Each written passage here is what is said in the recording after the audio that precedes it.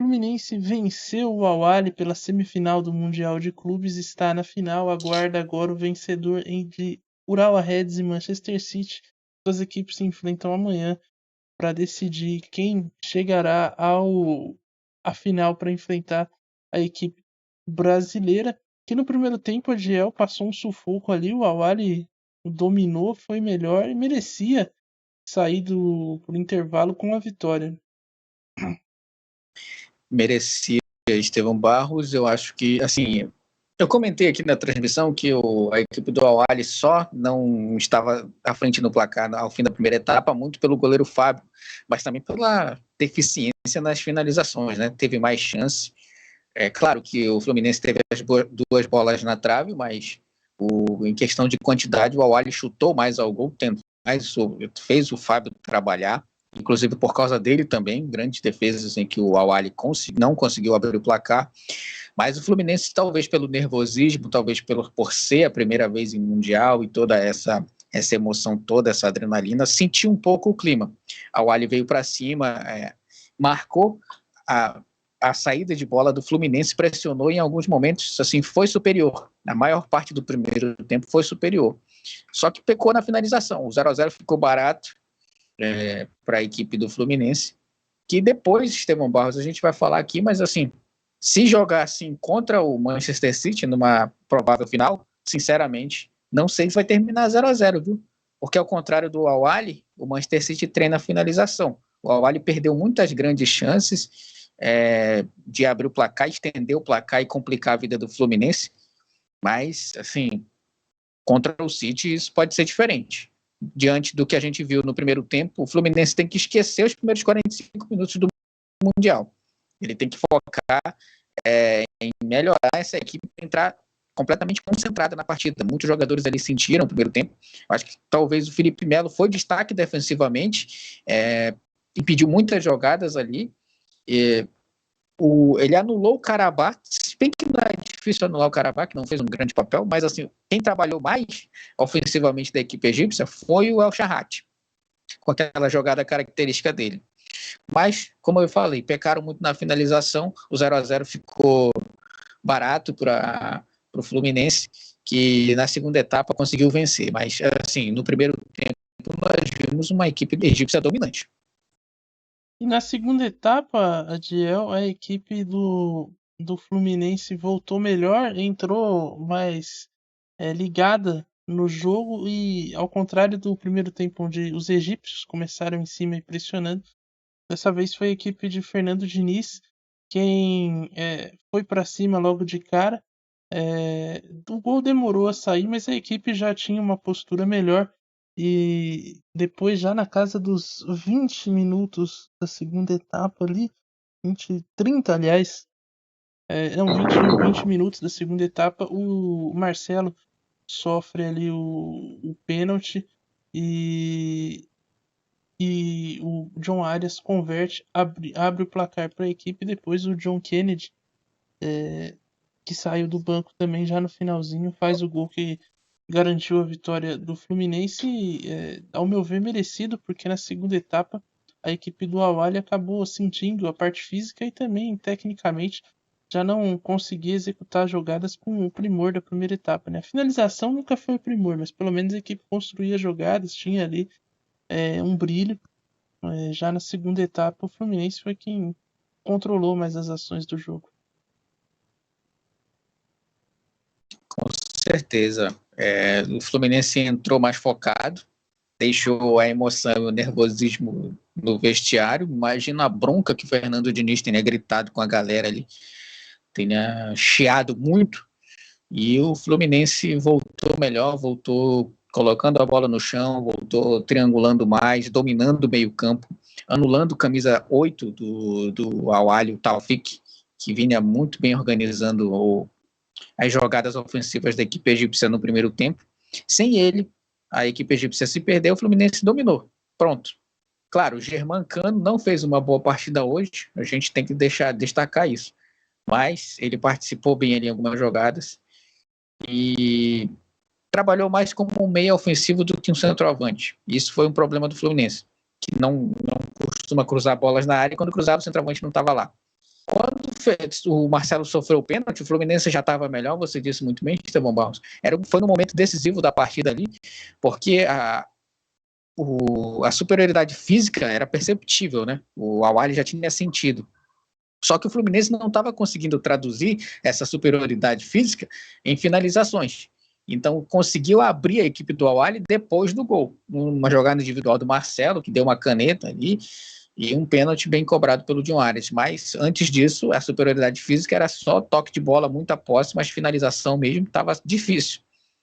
E aí aconteceu a jogada individual, gol, o pênalti e o gol do Fluminense, o Al-Ahly teve que vir para cima e o Fluminense conseguiu aí jogar o seu estilo, troca de passes, e as substituições do Diniz também deram certo. Não sei por que ele manteve o Cano em campo, mas no fim das contas, 2-0, segundo gol do John Kennedy, no resultado merecido pelo segundo tempo que fez, Estevão Barros. Foi superior e foi efetivo.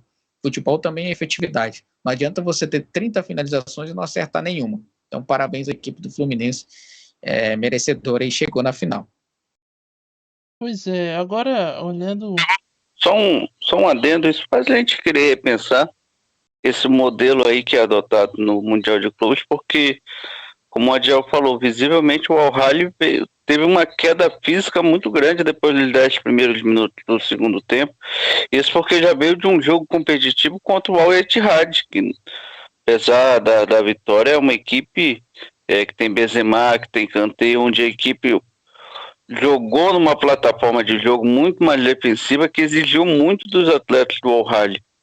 E aí vem para um jogo 3 dias depois contra o Fluminense, onde a equipe faz a sua estreia e o Al-Ahly fisicamente sentiu. Eu acho que, claro, não dá para botar todos os elementos da vitória do Fluminense em cima da questão física do Al-Ahly, mas foi um fator preponderante, determinante para a vitória do clube brasileiro hoje.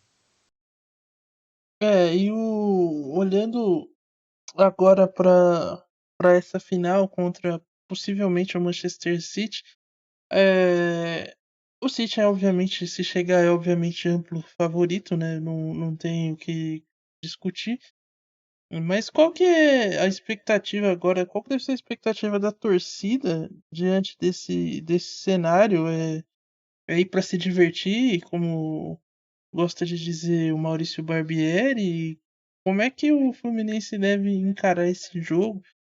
Já que de um lado você tem aí um poderio financeiro e técnico muito grande, né? Já que o Manchester City enfim, tem toda a questão do dinheiro dos Emirados Árabes e tal, que é dono do time. Como é que o Fluminense deve encarar essa partida agora, Diel? Cara, tem que jogar o seu jogo, Estevão Barros. Não pode encarar como fez no primeiro tempo. Sério demais, né? Metódico demais. Eu acho que tentou cumprir demais aquilo que o Fernando Diniz pede e sentiu o nervosismo. Tem que usar como referência o segundo tempo. Tem que entender que o Manchester City é superior tecnicamente. Você disse todo o poderio financeiro, toda a questão do super time que falam. E tem que jogar do modo Fluminense, de querer tentar também, por seu jogo, respeitar o Manchester City, ser mais defensivo, mas assim, não pode também se humilhar diante da equipe inglesa. Tem que, de alguma forma, tentar impor seu estilo de jogo. Se não der certo, eu tenho certeza que o Fernando Diniz, como a gente já falou, não vai fazer a leitura correta de jogo. Aí nós temos que temer uma goleada, mas aí é uma questão mais de culpa do Fernando Diniz. E a questão de não conseguir fazer as variações que a gente espera que ele vá fazer diante de uma dificuldade, que ele vai sentir. Então, ou o Diniz muda o seu jeito de ler a partida na segunda etapa e fazer as alterações sem fazer o 4-2-4, caso esteja perdendo, Estevão Barros, ou o Fluminense, que vai entrar no time titular, faz uma grande partida. As duas coisas não vão acontecer, tá? A gente já sabe disso. Ou o Fernando Diniz faz uma leitura linda de jogo e muda o panorama da partida, ou o time inicial faz uma grande partida. Eu acho improvável que as duas coisas possam acontecer. Mas o City é favorito e o Fluminense não pode entrar dizendo, já perdeu. Tem que tentar jogar. Perder jogando é uma coisa, não pode perder se humilhando dentro de campo. Cássio Ângelo, você está preparado para ver o Fluminense campeão mundial? Essa possibilidade passa pela sua cabeça? O Fluminense tem 11 jogadores aí, vão jogar a final aí, vai esperar o Real Red ou Manchester City, quem sabe se de repente quebrar o ônibus do Manchester City, Pep Guardiola decidir que o jogo não é importante e mandar o sub-10, vamos ver, não acho que Fluminense é uma equipe aí que é treinado pelo Fernando Diniz e foi fundado há mais de 100 anos. Tem sede no Rio de Janeiro e joga no Maracanã. Então tá aí Cássio Ângelo destilando toda a sua raiva aí com os tricolores, mas o fato é que eles estão na final do Mundial e vão disputar aí um título inédito na sua história. Agora, um detalhe que chamou a atenção hoje é que ofensivamente o Fluminense produziu pouco, terminou a partida com 12 finalizações, é um bom número, né? Mas em comparação com o Awali, que terminou com 20, chama a atenção, porque geralmente é o contrário, né? O Fluminense termina na casa de 20 finalizações, pressiona muito o adversário, mas hoje se viu até sendo caindo um pouco no que ele gosta de fazer, nessa pressão e tudo mais. Contra o Manchester City, a gente imagina que o time inglês vai adotar essa mesma postura. E é um problema essa defesa do Fluminense, que como a gente trouxe aqui no pré-jogo, fez 70 jogos e tomou 70 gols no ano até aqui. É uma média aí de um gol por jogo. Agora deve cair um pouco porque passou um jogo zerado, né? Tem 71 jogos aí, 70 gols, mas ainda assim é um problema contra uma equipe que tem um poderio ofensivo gigantesco. Como é que você vê esse encaixe de jogo, Cássio Ângelo, e como solucionar esse problema da defesa do Fluminense aí? Estevão Barros, eu acho que passa muito por uma leitura de jogo do seu treinador, Fernando Diniz, porque hoje, no primeiro tempo, a defesa ficou muito exposta. Eu acho que faltou coletividade à equipe do Fluminense. Havia um abismo muito grande entre a defesa e o meio-campo ali do André e do garoto Martinelli, e do Nino e do Felipe Melo. Acho que um futebol mais agrupado pode ser mais competitivo contra a equipe do Manchester City. Hoje sofreu muito a equipe do Fluminense justamente por causa dessas questões. Imagino que o Manchester City deve fazer a pressão na posse de bola na saída, na construção de jogadas do defensivo, onde gosta de jogar ali a equipe do Fluminense. Então, é uma coisa que tem que se prestar mais atenção, tem que tomar mais cuidado para jogar.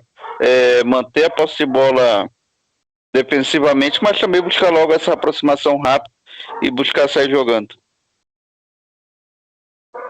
Pois é, e o Cano, Adiel? O duelo Haaland e Cano, hoje o atacante argentino esteve muito abaixo. É um ponto de preocupação ou você acha que nesse próximo jogo talvez ele já esteja mais relaxado e foi um fator da estreia também que acabou pesando pro centroavante artilheiro da equipe? Tem que estar, né, Estevão Barros? O principal centroavante da equipe tem que estar. Não podia ter sentido a pressão, experiente que mas o Cássio costuma pegar no pé dele, dizendo que ele pipoca em alguns momentos, né? Hoje talvez seja uma partida que ele tenha, entre aspas, sentido a pressão de jogar o Mundial de Clubes. Não pode, contra o Manchester City, não pode. Não vai ter o mesmo espaço de sempre, então, se hoje que era o momento de mostrar que seu futebol não aconteceu, realmente, ele vai ter que ser o artilheiro de uma oportunidade só contra o Manchester City para garantir. Lembrando que, como você falou muito bem, Estevão Barros, hoje foi a primeira partida, eu acho que o Fluminense não levou gols. Talvez contra o City precise virar a partida para ganhar o Mundial, né? Então, assim, vai precisar muito tanto do Germancano quanto do John Kennedy. Talvez, em algum momento, nós teremos os dois centroavantes em campo aí, no ato de desespero do Fernando Diniz.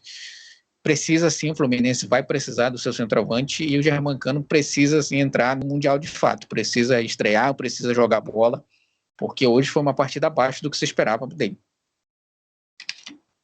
Pois é, veremos o que o Fernando Diniz fará aí com sua equipe, como eles vão reagir a essa vitória e como a equipe vai se portar diante do.